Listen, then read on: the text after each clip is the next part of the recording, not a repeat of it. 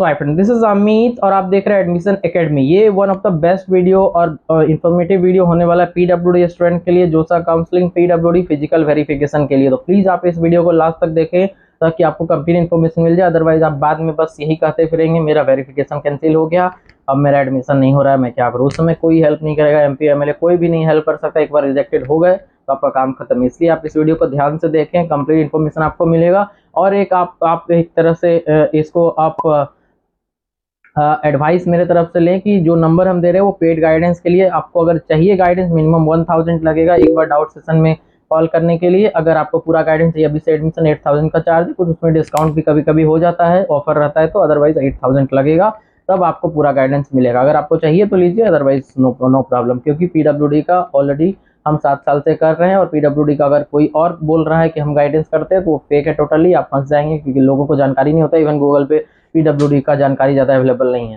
क्योंकि हम 7-8 साल से कर रहे हैं इसको, ऑलरेडी 15,000 प्लस बच्चे को कर चुके हैं, इसलिए मेरे को सारा आइडिया है। तो आपको जब चाहिए आप कांटेक्ट कर सकते हैं। अदरवाइज आप 2-4 लाख भी रेडी हो जाएंगे देने के लिए। जब रिजेक्ट करेगा डॉक्टर तो वहाँ पे तो देंगे ही। कॉलेज में 10 लाख 5 लाख खर्च कर सकते हैं, लेकिन यहाँ पे 8,000 5,000 देने में मैं गरीब हूँ तो ये हूँ, तो गरीब हो तो ठीक है, साइड रहो, कोई ज़रूरत नहीं है कॉलेज जाने का। इससे अच्छा है कि आप मेरे को परेशान ना करो, क्योंकि पीडब्ल्यूडी का कोई जानकारी देता नहीं है, मैं देता हूँ। तो इससे अच्छा तो आप ठीक से इसको लीजिए। अगर आपको चाहिए तो कांटेक्ट कीजिए, अदरवाइज ठीक है, आप वीडियो देख के इससे आपका काम हो सकता है तो हो जाएगा।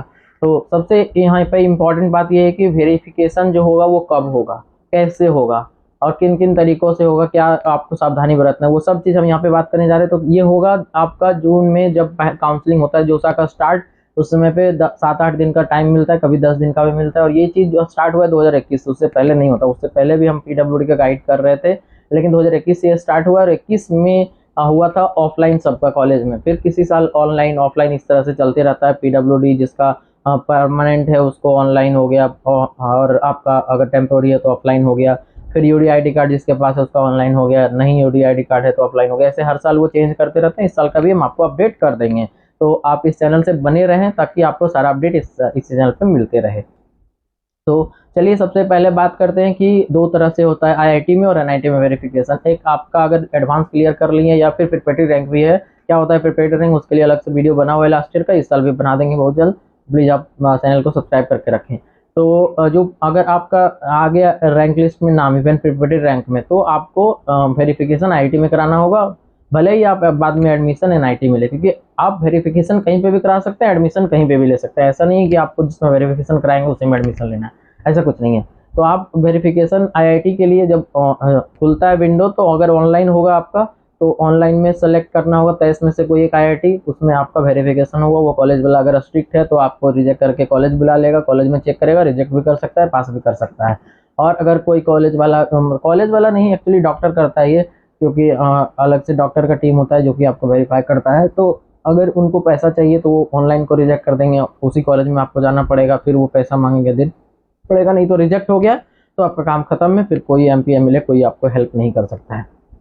तो सबसे इम्पोर्टेंट ये है कि उस समय पे कैसे सेलेक्ट करें, तो वो मैं कर सकता हूँ। क्योंकि अभी अगर आप पूछेंगे कौन सा कॉलेज सेलेक्ट करें, तो लास्ट ईयर का मेरे को पता है, लेकिन 4-5 साल हो चुका है। हर साल वो अलग अलग कॉलेज में अलग अलग तरीके से होता है, क्योंकि ये डॉक्टर पे डिपेंड करता है। और ऐसा नहीं कि हर साल एक ही डॉक्टर एक कॉलेज में जाता है, हर साल अलग अलग डॉक्टर जाते हैं, तो उसका इंटेंशन पे डिपेंड करता है। तो इस साल का क्या होगा वो मेरे को भी पता चलेगा जब काउंसलिंग स्टार्ट होगा। उस समय पे हर कॉलेज में कौन कौन से डॉक्टर जा रहे हैं, कहाँ पे कैसा प्रोसेस चल रहा है, क्योंकि मैक्सिमम स्टूडेंट पीडब्ल्यूडी के मेरे साथ रजिस्टर्ड है, मेरे को पता चल जाता है। तो जिनको भी डाउट है कि मेरा रिजेक्ट भी हो सकता है, उनको 2-3 दिन रोक लेते हैं, उसके बाद उनको भेजते हैं ऐसी जगह पे जहाँ पे इजी वेरिफिकेशन हो रहा है। तो आप जब भी चाहें मेरे से कांटेक्ट कर सकते हैं, ताकि प्रोसेस आप आसानी से कर सकें। क्योंकि इस केस में क्या होता है, बहुत बार जेन्युइन बच्चे भी फंस जाते हैं, उनका जेन्युइन है फिर भी उनको पैसा देना पड़ जाता है, या अगर गरीब है पैसा नहीं है तो फिर वो फंस जाते हैं, तो वो उनका एडमिशन कैंसिल हो जाता है। तो मेरे केस में आप मेरे से रजिस्टर करेंगे, ये कंप्लीट हम बोल रहे हैं पूरा ट्रस्ट के साथ कि जब से हम स्टार्ट किए किसी का भी रिजेक्ट नहीं हुआ है। इवन आपका 30%, 20, 10%, 0%, 40% का सर्टिफिकेट है तो मैं काम करा दूंगा। उसके बाद आपका चॉइस फिलिंग भी कराऊंगा, क्योंकि अलग अलग कॉलेज में 1-2 सीट होता है, उसको फिर एनालाइज करके पूरा चॉइस फिलिंग बनाना होता है, बहुत टाइम लगता है। इसीलिए इसमें चार्ज लगता है आपको ज़्यादा, क्योंकि इसमें टाइम बहुत ज़्यादा लगता है पीडब्ल्यूडी का। इसलिए कोई करता भी नहीं, क्योंकि पॉसिबल ही नहीं है बिना इसमें एक्सपर्ट होने। अगर आपको सब जानकारी आपको है तभी आप कर सकते हैं इस चीज़ को। तो जब वेरिफिकेशन आपका स्टेटस ओके हो गया तो आप आगे बढ़ सकते हैं, नहीं हुआ तो आपका काम खत्म है। कितना भी अच्छा रिजल्ट है, आप एडवांस में टॉप कर गए या मेंस में कर गए, कोई काम नहीं करेगा। आपको एडमिशन नहीं मिलेगा। तो इस तरह से आपका वेरिफिकेशन होता है। उसके बाद जब कॉलेज मिल जाता है, 6 राउंड खत्म हो गया पूरा में, हम गाइड करेंगे आपको पूरा process, online reporting, offline reporting. जब आप फाइनल कॉलेज जाएंगे वहाँ पे भी बहुत सारे कॉलेज दोबारा से चेकिंग करते हैं, कौन से कॉलेज करते हैं कौन से नहीं करते, वो सब मैं बता दूंगा आपको, ताकि आप चॉइस फिलिंग के समय सावधान हो जाए। अगर इवन आप गलती कर दी है कि चॉइस फिलिंग कर ली है उस तरह का कॉलेज, तो वहाँ पे कैसे बचना है स्ट्रिक्ट चेकिंग से, वो सब चीज़ में हम आपको गाइड करें। मतलब कंप्लीट सॉल्यूशन है, आपको पीडब्ल्यूडी वेरिफिकेशन को लेकर टेंशन नहीं लेना है। प्लस में काउंसलिंग प्रोसेस पूरा, चॉइस फिलिंग, डिसीजन मेकिंग, हर एक राउंड वाइज, पेमेंट ऑप्शन, ये सब सब हम आपको गाइड करेंगे। इसीलिए हम चार्ज देते हैं, क्योंकि इसमें बहुत ज़्यादा टाइम लगता है।